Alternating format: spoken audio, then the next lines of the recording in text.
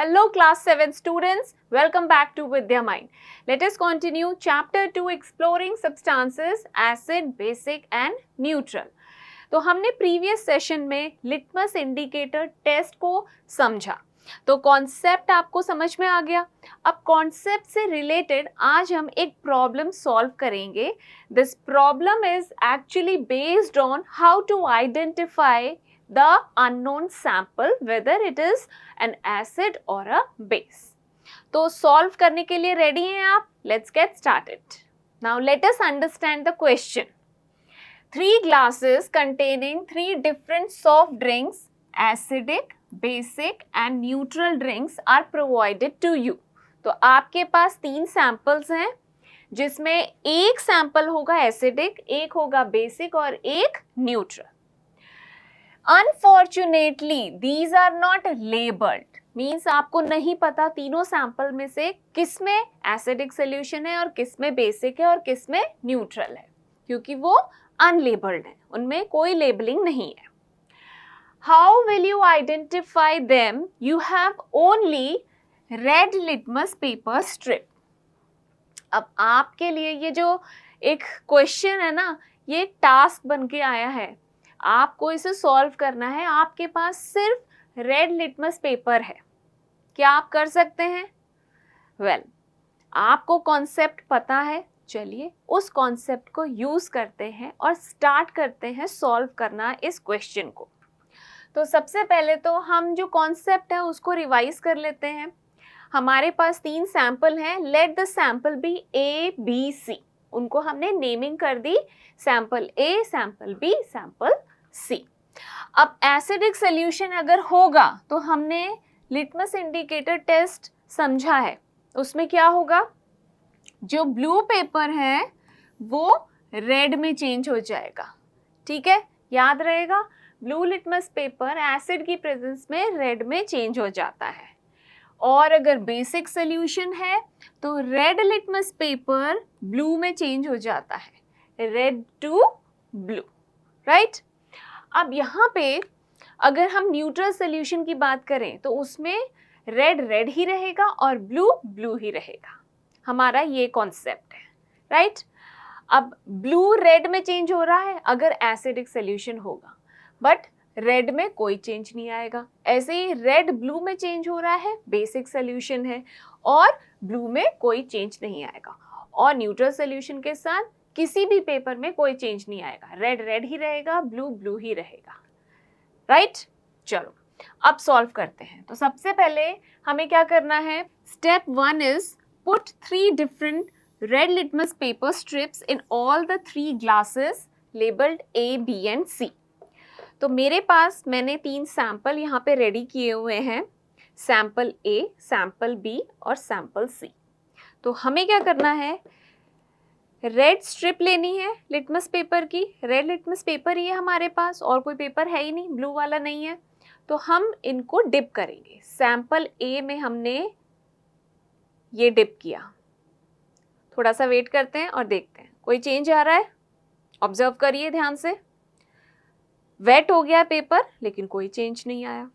Right. Next sample में dip करते हैं. डिप किया, थोड़ा सा वेट करिए, देखिए कोई चेंज आया नहीं, रेड रेडी है. ठीक है. सैंपल सी,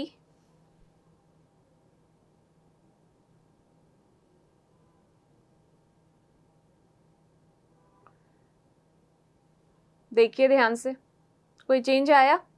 ऑब्जर्व करिए. मुझे तो लग रहा है चेंज. देखो हल्का सा ब्लूइश चेंज हो रहा है. स्ट्रिप का जो कलर है वो थोड़ा सा ब्लू कलर का हो रहा है. ध्यान से देखो.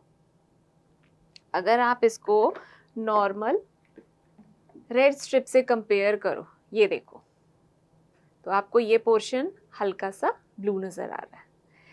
तो अगर रेड लिटमस पेपर ब्लू में चेंज हो रहा है तो ये जो सैंपल सी था ना, इसी में चेंजेस आए ना. ये क्या हो सकता है? आपने कॉन्सेप्ट यहाँ पे लिखा हुआ है, red pepper turns blue, that means the sample is base. तो हमें पता चल गया हमारा जो सैंपल सी है ना वो क्या है, वो एक बेस है। चलो अलग करते हैं, सैंपल सी कंफर्म हो गया। ये रहे रिजल्ट्स, ए में कोई चेंज नहीं आया, बी में कोई चेंज नहीं आया, सी में रेड ब्लू में चेंज हो गया। ठीक है, ये आइडेंटिफाइड है कि ये है हमारा बेस। अब हमें क्या करना है, इन दोनों को कैसे हम डिफरेंशिएट करेंगे? इनको हम डिफरेंशिएट करेंगे इस रेड स्ट्रिप से जो कि ब्लू हो गई है, बेस में डालते ही रेड ब्लू में चेंज हो गई। अब हम क्या कर रहे हैं, दोबारा से इस वाले जिसमें कलर चेंज हुआ है ना, इस स्ट्रिप को सैंपल ए में डिप कर रहे हैं। ध्यान से देखिए, इसको लिया मैंने और सैंपल ए में डिप कर दिया। अब आप यहाँ पे कोई चेंजेस ऑब्जर्व कर रहे हैं? ब्लू था लेकिन जितना पोर्शन हमने सैंपल ए में डिप किया वो रेड हो गया, राइट? देखो इतना पोर्शन रेड हो गया। इसका क्या मतलब है, अगर ब्लू रेड में चेंज हो रहा है तो वो सैंपल हमारा क्या होगा, वो होगा हमारा एसिड, राइट? तो हमने जो सैंपल ए था ना उसको टेस्ट किया और हमारा ब्लू लिटमस पेपर रेड में दोबारा से चेंज हो गया। इसका मतलब जो हमारा नेक्स्ट सैंपल है that is sample A, first sample, वो क्या है, वो है एसिड। समझ में आई बात? और जो थर्ड सैंपल है this is third sample, right? इसमें भी डाल के देख लेते हैं।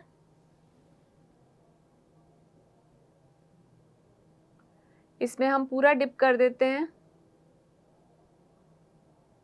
कोई चेंज आया? कोई चेंज नहीं है, उतना पोर्शन ब्लू है उतना रेड है।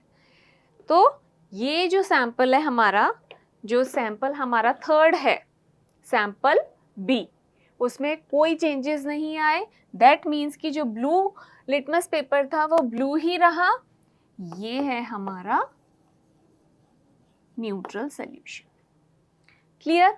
तो हमने एक ही स्ट्रिप से, रेड लिटमस पेपर की स्ट्रिप से हमने आइडेंटिफाई कर लिए अपने सैंपल।